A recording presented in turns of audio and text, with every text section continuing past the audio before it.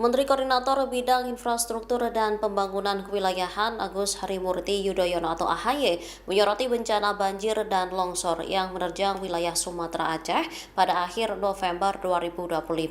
AHY lantas membandingkan bencana di Sumatera seperti tsunami di Aceh tahun 2004. AHY tak memungkiri jika jumlah korban tewas dan hilang dalam bencana tsunami mencapai 200.000 jiwa. Tetapi daerah yang terdampak bencana alam di Sumatera Aceh saat ini lebih luas.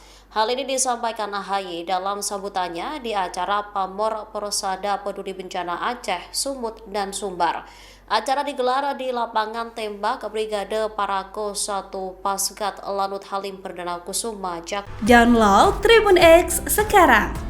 Menghadirkan lokal menjadi Indonesia.